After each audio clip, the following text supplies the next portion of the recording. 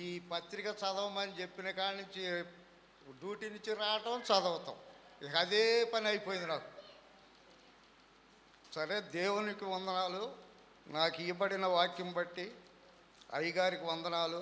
నా దేవా, నాతో మాట్లాడము, నాకు ఇచ్చిన ఈ వాక్యాన్ని బట్టి వందనాలు. ఎఫెసీ రాసిన మొదటి పత్రిక 1 నుంచి 23 వరకు ఉంది. ఎఫెసీ పట్టణంలో తండ్రి, పరిశుద్ధాత్మ, దేవుని కుమారును ధృవీకరించబడిన జీవితము స్థిరపడెను. తండ్రి, కుమార అంటే ఈ మూడిటికి 3 అర్థాలు ఉన్నాయి. తర్వాత చెప్తాను. 1 నుంచి 13 వరకు చదువుతాం. 2 నిమిషాల్లో చదవచ్చు వాక్యాన్ని, కానీ దాంట్లో ఉన్న మర్మాలు చెప్పాలి. ఎఫెసీ రాసిన పత్రిక, దేవుని చిత్తము వలన యేసుక్రీస్తు అపోస్తలుడైన పౌలు ఎఫెసీలోనున్న పరిశుద్ధులను యేసుక్రీస్తునందు విశ్వాసులై శుభమని చెప్పి రాయనది. మన తండ్రి అయిన దేవుని నుండి, ప్రభు అయిన యేసుక్రీస్తు నుండి మీకు కృపా సమాధానము కలుగునుగాక. మన ప్రభు అయిన యేసుక్రీస్తు యొక్క తండ్రి యగు దేవుడు స్తుతించబడునుగాక. ఆయన క్రీస్తు పరలోకములో ఆత్మ సంబంధమైన ప్రతి ఆశీర్వాదమును మనకు అనుగ్రహించును. ఏలయనగా తన ప్రియయందు తన ఉచితము అనుగ్రహించి కృపను కీర్తిని కలుగునట్టు తన చిత్తం ప్రకారము దయా సంకల్పము చొప్పున యేసుక్రీస్తు ద్వారా తనకు కుమారులను స్వీకరించుటకు మనలను ముందుగా తన కోసము నిర్ణయించుకొని మనము తన ఎదుట పరిశుద్ధులమను నిర్దోషులమై ఉండవలెనని జగత్తు పునాది వేయక మునిపే ప్రేమ చేత ఆయన క్రీస్తు మనలలో ఏర్పరచుకొనెను. దేవుని కృపా మహేశ్వరుని బట్టి ప్రియుని యందు ఆయన రక్తము వలన మనను విమోచించి, అనగా మన అపరాధములను క్షమాపణ మనకు కలిగి ఉన్నది. కాలము సంపూర్ణమైనప్పుడు జరగవలసిన ఏర్పాట్లను బట్టి తన దయా సంకల్పము చొప్పున తన చిత్తమును గూర్చి మర్మములను మనకు తెలియజేసెను. మన సంపూర్ణమైన జ్ఞాన వివేచన కలుగును. ఆ కృపను మన ఎడల చిత్రీకరించి ఆ సంకల్పమును ఆయన పరలోకములో ఉన్నవే కానీ భూమిలో ఉన్నవే కానీ సమస్తము క్రీస్తునందు ఏకముగా సమకూర్చవలనని తమలో తాను నిర్ణయించుకున్నాడు. మరియు క్రీస్తునందు ముందుగా నిర్ణయించిన మనము తన మహిమను కీర్తి కలుగజేయవలెనని దేవుడు చిత్తం ప్రకారంగా సంకల్పమును బట్టి మనము ముందుగా నిర్ణయించి ఆయన యందు స్వాస్యము ఏర్పరచును. ఆయన తన చిత్తానుసారముగా చేసి నిర్ణయించిన చొప్పున సమస్త కార్యములను జరిగించెను. మీరు సత్యవాక్యము అనగా మీకు రక్షణ సువార్త విని క్రీస్తునందు విశ్వాసం ఉంచుమి. తండ్రి, ఫస్ట్ తండ్రి గురించి చెప్తాం. మనలను ఏర్పరచుకొని అందుకు గొప్పవాడు తండ్రి. కుమారులు, దేవ శుద్ధీకరించుము, పరిశుద్ధాత్మ దృఢీకరము దేవునికి ఇచ్చును, మానవుని జీవితంలో స్థిరపడెను. పౌలు భక్తుడు ప్రార్థన చేస్తాడు. ఆత్మీయ జ్ఞానం అంటే చదువుకున్న ప్రతి పిల్లలు, తల్లిదండ్రులు పిల్లలని ఎలా చదివించాలని జ్ఞానంగా వాళ్ళు ఎక్కువగా యూట్యూబ్లో మెయిన్ అయిపోయింది. ఇక్కడ చర్చిలో మన చర్చిలో ముందు మెయిన్ ఏంటంటే ఈ క్రికెట్ వచ్చిందంటే చాలు వెనకమాల కూర్చుని అదే పని. పిల్లలు, తల్లిదండ్రులు ఎప్పుడైనా పిల్లల్ని శ్రద్ధగా ఆశీర్వదించాలి, జ్ఞానంతో పెంచాలి. దేవుడు తన కృప అడిగిన వాటినన్నిటినీ దేవుని కృప జ్ఞానము పరిశుద్ధులకు జీవించమని బోధించాడు. జగత్తు పునాది వేయక మునుపే, హెబ్రీయులు రాసిన పత్రిక 9 నుంచి 24, 25 చదువుకుందాం. కాలము సంపూర్ణమైనప్పుడు జరగవలసిన ఏర్పాటును బట్టి ఆయన దయా సంకల్పము చొప్పున చిత్తమును గూర్చి మర్మములను తెలియజేసి మనకు సంపూర్ణమైన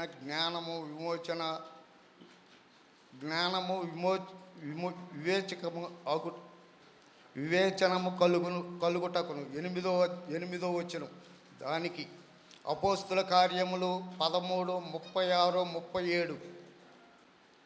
దావీదు దేవుని సంకల్పము చొప్పున తన తరముల వారికి చేయవలసినదని నిర్దించెను.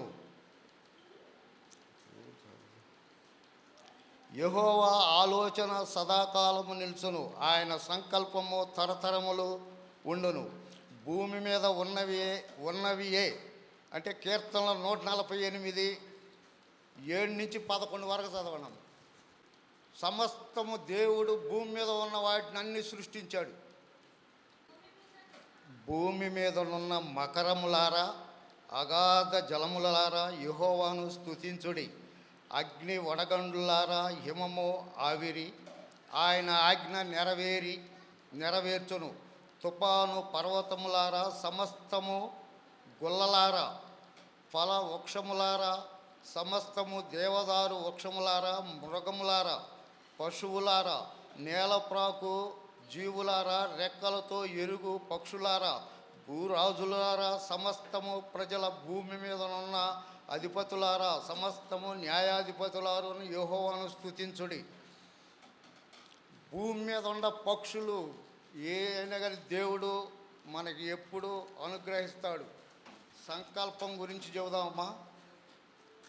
అపోస్తుల కార్యములు 13:36-37 చదువుదాం. దావీదు దేవుని సంకల్పం చొప్పున తన తరముల వారికి సేవలు చేసి నిద్రించాడు, అంటే మరణించాడని. దేవుని మహిమ కీర్తి కలుగుటకు ఆయన సంపాదించుకున్న ప్రజా విమోచన నిమిత్తము ఆత్మ మన స్వాస్యము. ఆత్మలు బైబిల్ గ్రంథంలో 371 ఆత్మలు ఉన్నాయి. నేనైతే ఒక 4 ఆత్మలే రాసుకున్నానమ్మా. ఫస్ట్ది ప్రేమ ఆత్మ, యెహోవా ఆత్మ, సత్యస్వరూపి ఆత్మ, ఆత్మ వలన ప్రేమ. ఈ 4 ప్రేమలే వరకు రాసుకున్నా. ప్రేమలు మొత్తం 371. ఫస్ట్ దేవుని గురించి మన వంశీకి చెప్పా, ఫలాల గురించి చెప్పరా ఒక్కసారి వాక్యం అని చెప్పా. కానీ పాస్టర్ గారు శ్రమల దినాలు మనకు మీటింగ్లు 4 రోజులు, ఒక్కరోజు కూడా అవకాశం ఇవ్వలేదని చెప్తున్నాడు.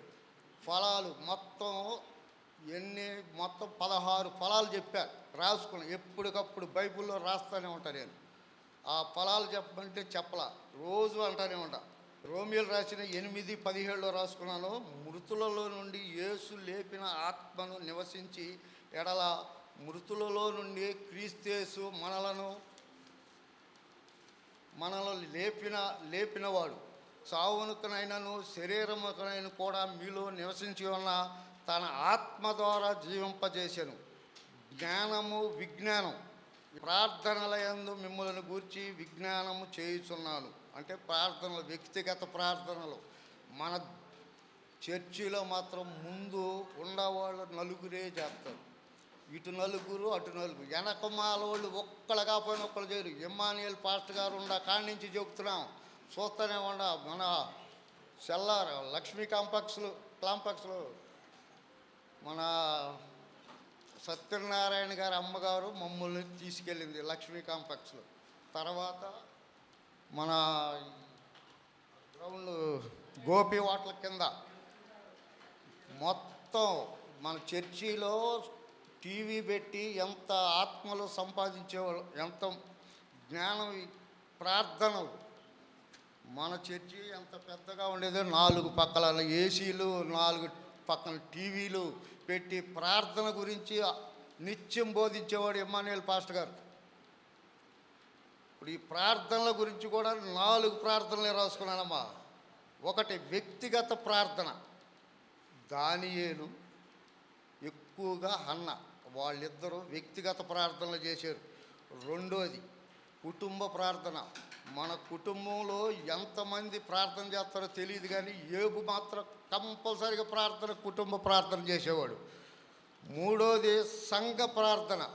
సంఘంలో ప్రతి ఒక్కరు అదే దాని గురించే చెబుతాం. సంఘంలో ముందోళ్ళే చెబుతారు కానీ వెనకోళ్ళు ప్రార్థన చేయరు. పెద్ద పెద్దోళ్ళు ఉన్నారు కానీ ఒక్కళ్ళగా పని చేయరు. ఒక నలుగురు చేస్తారు, ఇటు ఇద్దరు చేయండి అంటాడు. పాతోళ్ళకి అవకాశం ఇవ్వాలి, కొత్త వాళ్ళు ఆగిపోవాలి. పాతోళ్ళకి సంఘ ప్రార్థన అంటే అదే కొరినీయలు చేసేవాడు ఎక్కువగా. నా ఉపవాస ప్రార్థన, తర్వాత తగ్గింపు ప్రార్థన. యేసు ప్రభు మోకాళ్ళు వంచి కొండ మీద ప్రార్థన చేసేవాడు, మోకాళ్ళతో ప్రార్థన. ఈ ప్రార్థనలో 4-6 రాసుకున్నాను, అంతకంటే ఎక్కువ చెప్పలేను. మళ్ళీ కన్నీటి ప్రార్థన ఉంది. ఇస్కియా, ఎజ్రా మరియు నెహెమియా వీళ్ళు నలుగురు చేసేవాళ్ళు కన్నీటి ప్రార్థన. 14 నుంచి 23 వరకు చదువుతానమ్మా. దాంట్లో మనకి మొత్తం 5 ఉన్నాయి. శిరస్సు కాడి నుంచి విజ్ఞానం, సంఘం మొత్తం 5 ఉన్నాయి. 14 వరకు నుంచి 23 వరకు చదివి వినిపించి తర్వాత చెబుతాం మొత్తం వచ్చినాలు. వాగ్దానము చేత ఆత్మచేత ముద్రించబడినది దేవుని మహిమ కీర్తి కలుగును. ఆయన సంపాదించిన ప్రజల విమోచన కలుగు నిమిత్తము ఈ ఆత్మ వలన సాక్ష్యము సంకరువుగా ఉన్నాడు. ఈ హేతువు చేత ప్రభు అయిన యేసుక్రీస్తు మీ విశ్వాసమును గురించి పరిశుద్ధులందరి ఎడల మీరు చూపుచున్న విశ్వాసము గూర్చియు నేను విన్న వంటిని మీ విషయములో మానసిక దేవునికి కృతజ్ఞతాస్తుతులు చెల్లించుచున్నాను. మరియు మీ మనోనేత్రమును వెలిగింపబడిన అందున ఆయన మిమ్ములను పెంచి పిలుపు వలన నిరీక్షణ ఎట్టిదో, పరిశుద్ధులలో ఆయన సాక్ష్యము యొక్క మహిమైశ్వర్యం ఎట్టిదో ఆయన క్రీస్తునందు వినియోగపరిచి బలాచీలను బట్టి విశ్వసించి మన యందు ఆయన చూపుచున్న తన శక్తి యొక్కయు అపరిమితమైన మహత్యం ఎట్టిదో మీరు తెలుసుకొనవలేను. మన ప్రభు అయిన యేసుక్రీస్తు యొక్క దేవుడు మహిమ స్వరూపియగు తండ్రి తనను తెలుసుకొనుటయందు మీకు జ్ఞానము ప్రత్యక్షత గల మనసును అనుగ్రహించును. నేను ప్రార్థనల యందు మిమ్మల్ని గురించి విజ్ఞాపన చేయుచున్నాను. ఆయన బలాశయము చేత క్రీస్తు మృతులలో నుండి లేపిన సమస్తము ఆధిపత్యము కంటే, అధికారముల కంటే, శక్తి కంటే, ప్రభుత్వము కంటే, ఈ యుగముల మాత్రమే కాక రాబో యుగములందు పేరు పొంది ప్రతి నామము కంటే ఎంతో హెచ్చుగా పరలోకమందున్న ఆయనను తన కుడి పార్శ్వమును కూర్చుండబెట్టి ఉన్నాడు. మరియు సమస్తము ఆయన పాదముల కింద ఉంచి సమస్తముపై ఆయన సంఘమును శిరస్సుగా నియమించాడు. ఆ సంఘము, ఆ శరీరము సమస్తము పూర్తిగా నింపుచున్న వారిని సంపూర్ణత ఉన్నది.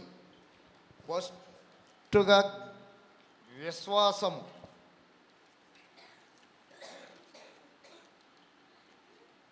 క్షమించానమ్మా, ఫస్ట్గా నేను సంఘాన్ని గురించే రాసుకున్నాను. కొలస్సీలు రాసిన పత్రిక 8 నుంచి 25, 26 మీరు చదవమన్నా నేను చదువుకుంటా, లేకపోతే మీరు చదివితే నాకు అర్థం కాదు. దేవుని వాక్యము అనగా యుగయుగములలో తరతరములలోనూ మరుగ చేయబడిన మర్మములను సంపూర్ణముగాను ప్రకటించుతున్నది. మీ నిమిత్తము నాకు అప్పగించబడిన దేవుని ఏర్పాటు ప్రకారమే ఆ సంఘమునకు పరిచారకుని అయితేనే అన్యజనులు ఈ మర్మముల యొక్క మహిమేశ్వర్యమును ఎట్టున్నదో అని అనగా మీ యందు క్రీస్తు మహిమ నిరీక్షణ అయి ఉన్నాడు.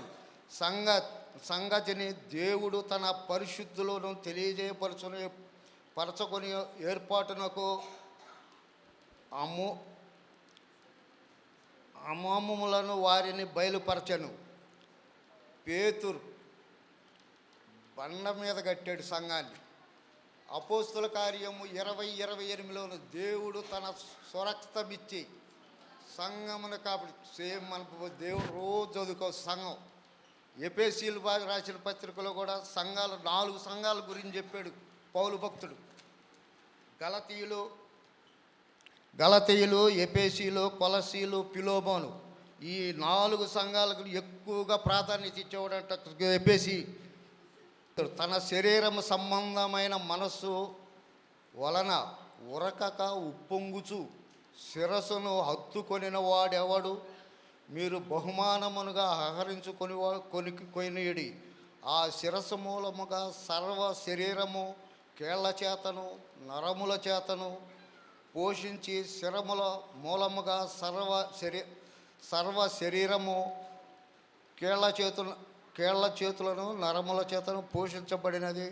అందుకు అనబడే దేవుని వలన కలుగు అభివృద్ధి పొందుతున్నాము. సువార్త అందరూ పాటిస్తారు. ఈ సువార్తలో మెయిన్ మార్కు సువార్త 15:16లో ఉంది. మీరు సర్వలోకమునకు వెళ్ళి సర్వ సృష్టికి సువార్తను ప్రకటించమన్నాడు. పడిన బాప్తీసము పొందిన రక్షకుడు అనబడి యేసుక్రీస్తు నమ్మిన వానికి శిక్ష పొందింపబడును. నమ్మని వారికి వలన ఈ సూచక క్రియలను కనబడు ఏమనగా నా నామములను దయ్యములు వెళ్ళగొట్టాడు. మన కుష్ఠవ్యాధి ఉన్న వాళ్ళని దేవుడు ఈ అందరినీ సువార్త ద్వారా ప్రకటించి ఒక్కొక్కళ్ళని రక్షించాడు. వరసను రాసుకుంటే చాలా ఉండి మత్తయి సువార్త కానించి పక్షవాయువు గలవాడు, దయ్యాలు, కుంటివాడు, గుడ్డివాడు, మొత్తం వీళ్ళందరి ద్వారా యేసు ప్రభు వారు రక్షించాడు. ఈ అందరినీ ఈ సువార్త వల్లే దేవుడు మనకు ఎంతో మేలు చేశాడు. రక్షణ తిమోతి 1:15 పాపులను రక్షించుటకు యేసుక్రీస్తు లోకమునకు వచ్చాడు. దేవుడు పాపాత్ములు అందరూ పాపాలు చేస్తారు. ఇప్పుడు ఏదైనా జ్వరం వచ్చిందనుకో, అయ్యో నాకు జ్వరం వచ్చింది దేవుడు అని చెప్పి ఆ ఒక్కరోజే దేవుడు క్షమించేది, తర్వాత లేదు. మనం అనుకోకూడదు. ఎప్పుడైనా దేవుడుని బట్టి మనం ఎంతో ఆనందంగా ప్రార్థన చేసుకోవాలి. రక్షించేవాళ్ళే మనకేం కాదని అనుకోకూడదు. దేవుడి గురించి దేవుణ్ణి మాత్రం మరవకుండా మోకాళ్ళతో ప్రార్థన చేయండి. ఎందుకంటే ఈ రోజు వరకు కూడా ఎప్పుడు ఏది అడగల. నేను అన్నీ మానేయాలి దేవుడా అనుకున్నాను, అన్నీ మానేశాం. నేను ఒక్కరోజు కూడా ఉపవాసం మేము చేసే పని హార్డ్ పని. ఒక్కరోజు కూడా ఉపవాసం ఉండి అసలు భోజనం అనేది తినకుండా ఉండలేను నేను. మీరన్నా ఉండండి. మా పిల్లలకు రోజు చెప్తా, పిల్లలకి పాటలు పాడరు. ఒక యూట్యూబ్లో ఒక చిన్న పాలెడు ఏసయ్య అని చెప్పి అసలు మామూలు కంఠతో పాడిది. ఏసయ్య నాతో ఉన్నమయ్యా, ఏసయ్య అని పాడిద్ది యూట్యూబ్లో ఒక అమ్మాయి. ఆ పిల్ల గొంతున్నా కానీ ఇవాళ రోజు ఉద్రేకపరుస్తా కానీ వినరు. అట్లాంటి పిల్లలు చెప్పిన మాట వినరు. 4 రోజులు మీటింగ్లప్పుడు ఒక్కళ్ళన్నా పాట పాడతారు అనుకోండి, అస్సలు పాట కాదు కదా, ఏం వాళ్ళ ఎనమాలు కూర్చుంటారు మాట్లాడితే. విన్నారమ్మా? ఎనమాలు కూర్చుంటారు. వెనకమాల వాళ్ళు 3 ఉన్నారు. వాళ్ళ 3 గురించి చెప్పాలనుకుంటా. ఎప్పుడు చూసినా ప్రార్థన వాళ్ళు 3 చెయ్యాలి. యాకోబు గారికి కూడా చెబుదాం అనుకుంటా కానీ మనం ఎందులే చెప్పకూడదు. 3 వాళ్ళకి ప్రార్థన వచ్చు. మా ఇంట్లో రోజు చేసింది మా ఆవిడ, మీరు అనకూడదు. మా ఆవిడ ఒకటి 3 పక్కనే కూర్చుంటారు. అబ్బా మీరేమనుకోకండి, వదిలే, దాని గురించి వదిలేయండి. ఈ యెహోవాయందు భయభక్తులు కలిగి ఉండుట ఎట్టిదో గ్రహించి దేవుని గూర్చి విజ్ఞానం లభించును. ఇప్పుడు మనం ఎన్నిసార్లు అదే మాట, దేవుడే. నాకైతే నాలుగే తిరగదు. ఇదే ఫస్ట్ టైం నేను నేను చిన్నప్పుడు వాక్యం చదివేవాడిని, బైబిల్ చదివేవాడిని, ప్రార్థన చేసేవాడిని, డ్రమ్ములు కొట్టేవాడిని. చిన్నప్పుడు గుర్తొచ్చి ఈరోజు చెబుతానండి అయ్యగారు అన్నాను, కానీ నేను చెప్పను అనల్లా. నాకు ప్రార్థన రాదండి అని వెనక మళ్ళీ చేయి చూపుతూ ఉండేవాడిని. అట్ట ఏనాడు అనుకోకూడదని ప్రార్థన కూడా రాసుకుని చదువుతాను. కానీ మన డ్యూటీ అలాదు, ఇక్కడ అలాదు. అందుకని మీరు కూడా అందరూ ప్రార్థన చేయండి. వెనకమాలోళ్ళే ముందు మెయిన్, ముందోళ్ళు కాదు నేను అంటాను. వెనకమాలోళ్ళు ఎక్కడ కూడా కొత్త వాళ్ళకి ప్రార్థన గురించి చెబుతున్నాం. నేను కూడా చేస్తా రేపు నుంచి. ఒకళ్ళ పాస్టర్ గారు చెప్పినా కానీ నేను కూడా ముందెత్తులు లేచి ప్రార్థన చేస్తా. ఎందుకంటే అన్నీ మానేసి ఈరోజు వరకు ఈరోజు వాక్యం చెబుతున్నామంటే నేను ఏ రోజు అనుకోవాల వాక్యం చెబుతానని.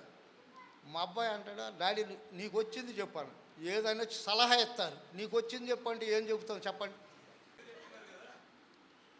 చెప్పామంటే 6 రోజులు మీడి రాసుకుని ఏదో అట్లా చెప్పా. అంతేగాని ఇప్పుడు మన కూలి చేసుకునేవాళ్ళు అందరూ కూలి చేసుకునేవాళ్ళు కాదంటలేదమ్మా. ఒక తల్లి తండ్రి అంటే మట్టి పనికి వెళ్ళి కాలంలో పిల్లోడిని ఉయ్యాల్లో పెట్టి ఓ పాట పాడింది. వాళ్ళు పారబడి పొలిగేస్తూ ఉంటాడు భర్త, భార్య పారతో తెస్తూ ఉంటాడు. తండ్రి పిల్లోడిని ఉయ్యాలు లేచింది. నా పిల్లోడు డాక్టర్ అవ్వాలి, నా పిల్లోడు ఇంజనీర్ అవ్వాలి, నా పిల్లోడు ఐఏఎస్ చదవాలి అని పాట పాడుతూ ఉయ్యాలవుతుంది. వాళ్ళకి అంత కష్టం వచ్చినప్పుడు పిల్లోడి గురించి చెప్పినప్పుడు మనం ఏమనుకోవాలి? మీరే ఆలోచించండి. నేను అన్నానని కాదు, పిల్లల్ని జాగ్రత్తగా చదువుకోవాలి. యూట్యూబ్ల వల్లే పిల్లలు చెడిపోతున్నారు. మెయిన్ పాయింట్ మనం అనకూడదు. చాలామంది ఉన్నారు పెద్దలు, మన యూత్ బ్యాచ్.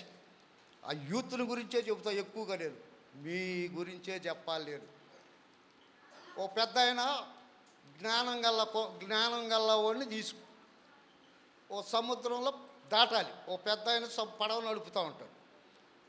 జ్ఞానం గల్లవాడు చదువుకున్న కుర్రోడు వెళ్తాడు.